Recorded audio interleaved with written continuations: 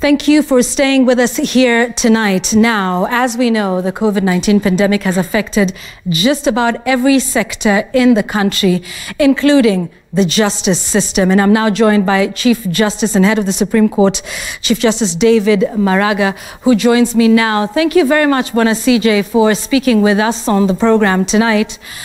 I guess my first question to you is, how has the COVID pandemic and all of the strict measures, how has that affected the judicial system? And what sort of measures have you put in place? You have to strike the balance of making sure the judicial officers are safe, but justice is still being dispensed. How have you managed the impacts? Thank you very much, Yvonne, for having me this evening so that I can explain to the Kenyans what we are doing to serve them during this very difficult time. When the news came about this virus, what went in my head immediately was the crowding we normally have in our courtrooms. Some of our courtrooms are very small, and I'm sure you have seen in some cases, especially when we have sensitive cases, lawyers coming and the parties, and they are all crowded. I was worried about that and how we were going to keep the distances. The other worry was from the prisoners. They come and they are transported in buses, and I was worried about them. So on the 15th of March, I called for a meeting of all the state actors of the National Council on Administration of Justice. This is the police, the DPP, the AG, the probation, and the Law Society of Kenya, and the judiciary leadership. So we discussed, and in compliance with the directions given by the Minister for Health, we decided to scale down our operations. Okay, Chief Justice. So that's what we are doing now. Yeah, I was just going to ask that you're scaling down your operations, but you're also innovating as well. So tell us about some of those innovative measures to ensure that cases are still being heard. Yes, Yvonne, you know, our services are essential. There are some cases which are very, very urgent and must be heard. So as we were discussing on the 15th, we came out with the innovations and said, look, if there are some applications which can be filed online, we will look at them and find a way. Initially, we were thinking of allowing very few people to come to court and we hear the cases. But as time went by, we realized that it was going to be difficult even for our staff to come to court because of the challenges they had in public transport. So what we came up with was having video conferencing, and we have been able to deal with quite a lot of cases. The judges who are at home now, because they are working from home, judges and magistrates, I'm happy to report that they have written quite a number of judgments. Some of them were already done. And we have been delivering judgments, and more are being delivered. And by the end of this month, we are going to deliver about 1,150 judgments all from all the courts. Okay, this is interesting. And innovating in terms of, we've seen at Milimani courts, for example, cases are being heard outside. And like you said, these things are being done virtually, you know, via Zoom or Skype. Bwana Chief Justice, do you in any way feel that perhaps the quality of the justice that is dispensed may change? Has that happened at all? Because, I mean, you're hearing cases virtually. Has it affected the quality of the rulings, of the decisions that are being made? Not at all. Not at all, Yvonne. I mean, the reason why we have had those cases out of the buildings or out of the court is to keep the distances as instructed by the Minister for Health. So once the cases have been heard, as long as the record has been kept and the evidence has been taken, it is just like we have been doing before. So there is nothing going to be affected at all. The only challenges where we have had are cases sometimes, and we are improving all the time, where we have had cases from prison on Zoom. The sound has not been very good in some cases, but as I said, we are improving, and as like today, quite a number of cases were heard, and without any hitch at all. So I don't think there is anything going to, we're not going to have any problem at all with the quality of the services that we are offering. Okay. If anything, I think we have learned quite a number of lessons. As you may be aware, we have witnesses, expert witnesses, who are sometimes very difficult to get. These are the handwriting experts, the government chemist, the ballistic expert, the doctors and pathologists. So sometimes they are very difficult to get because they are required in very many courts. With the Zoom we are using now application, going forward, the discussions I've had with the DPP and the judiciary leadership, that's what we are going to employ and hear those cases very fast. Okay, and that's important, at least in terms of lessons learned, and that perhaps some of these are measures that you may adopt going forward. CJ, in the intervening period, some say it might seem like because the courts are not sitting the way they did, that it might be presumed to be a crime holiday. And that people will know that they're not going to be presented in court as fast as before. What would you say to those who are worried that, cases are not being heard as they were before, and that this could be a chance for people with nefarious intention to commit acts thinking, but the courts are not in session at the moment? How do you allay the fears of the public in that regard? What I would say, Yvonne, is that we are not hearing all the cases as we have been doing. I must admit that we are not hearing all the cases as we have been doing.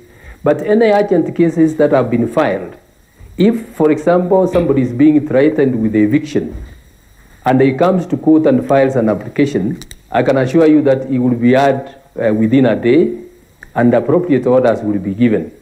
Those who are committing offences, what we have agreed with the Inspector General of Police is that the petty offences that he can give bond to the suspects to go home and require them to come to court or go back to the police station, he should deal with those in the police station. But in the meeting we had the day before yesterday, we agreed that for transparency and for all of us to know that the police are doing what is required under the law, we should have a record of the cases they are handling. But the serious offences like sexual offences, robbery with violence, those ones are being heard. I mean, they are being taken to court and they are being heard. I mean, that we gave the numbers of our contact people and the email address. Once you call any of those numbers, you will be told, and the magistrate or the judge on duty will come to court and hear those cases. We haven't had any problem with any of those urgent matters. All right. We've also heard today that petty offenders have been released in a bid to decongest prisons and obviously avoid the risk of spreading in the prisons. We've heard that 3,837 prisoners and remandees were released, some of them after their bond terms were reviewed, and another over 2,000 had their sentences revised. What are your thoughts on this? What are the comments to those who say, well, I don't feel safe anymore?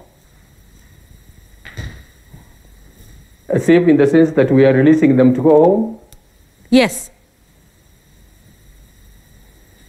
Well, what we have done is we called for all those files. We got a list of the petty offences and from the prison, the Commissioner General of Prisons, and we called for those files. Under the law, the courts have the powers of revision. And we looked at them and revised quite a number of them. In fact, as a matter of fact, the figure has gone up. As of today, we have released over 5,000 of those. And there was also that fear that people are not being released, but the Commissioner General of Prisons assured us that those who are being released are going home. I haven't heard anybody who is not willing to go home. There's been a backlog, we know, for years with the hearing of cases and finishing them up, Bwana CJ. And we know of the efforts that have been made by both yourself and your predecessor to try and ensure that these cases are finished. I wonder what effect this has, because like you said, you're not hearing all cases, just the ones that are urgent. How has this affected that backlog and some of the efforts that you had started to put in place to ensure that old pending cases are heard and determined? That's correct, Yvonne. I mean, the cases we were supposed to be heard from around 15th when we scaled down have all literally been adjourned. What we are going to have to do is we are going to be to find that we have the backlog as built. So what we will have to do is to find ways of hearing those cases as fast as we can.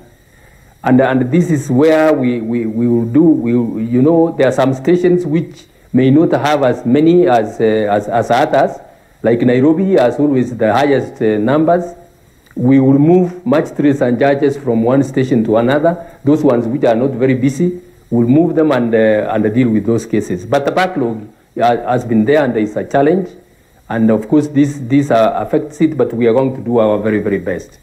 Bwana CJ, in that report and the press release that was made by yourself with the National Commission on Administration of Justice, you said there's been a significant spike of sexual offences during this period. Many are worried about this. Yes. You know, there's tension, there's anxiety. What would you have to say about this, and what do we do during this time? Those are the cases, Yvonne, I told you, once the police alert us, those are the cases we go to court and fix. Now, what we are doing, normally, you know, somebody will come, he takes what we call, he takes plea.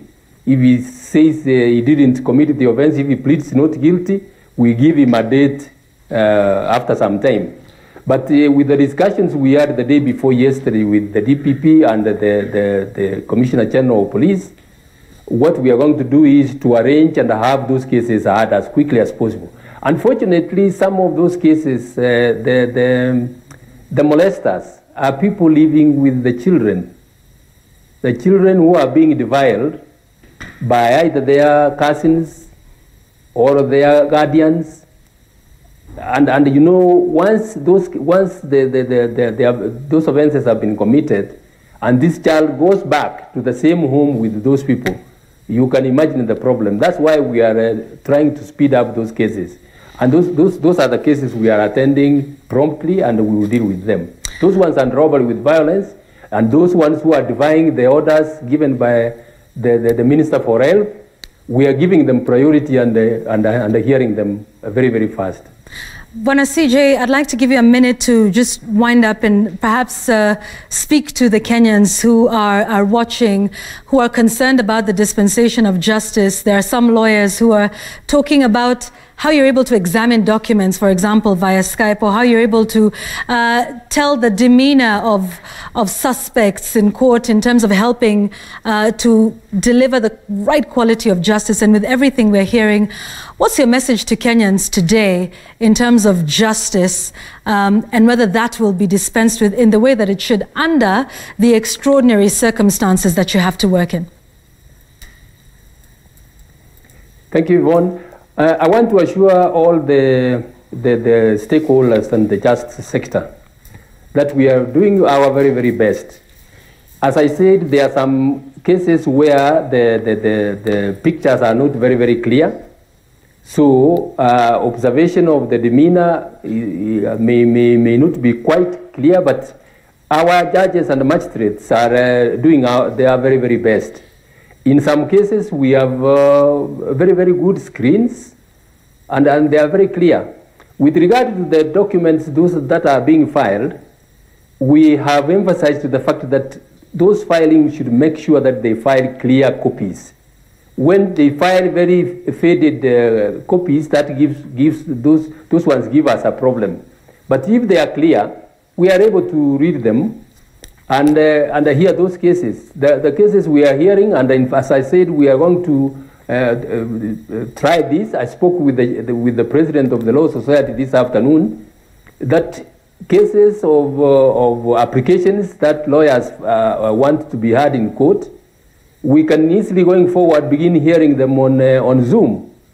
Judgments which we are delivering at a given time, lawyers can be able to listen to those judgments from their offices. And I think that would be a great improvement. If you consider, for example, in Nairobi, where it takes somebody about an hour to drive from Westlands to come to court for a judgment, he could be very happy to have it read while he's watching from his office. So I don't think really there is much other than the backlog that will pile up for this period. And we are doing our very, very best. I don't think there is really an effect that anybody should worry about. We are going to go back and deal with the cases as fast as we can. What I would want to tell the Kenyans, please, wacha sisi wote tusikie amri ya waziri wa afya. Tufuate amri ya waziri wa afya if we want to be safe in our country and save our friends and our relatives. When the Minister for Health says don't go travel home, please don't travel to your reserve home. Stay in Nairobi and until this problem is over. Thank you very much. Thank you very much for speaking with us.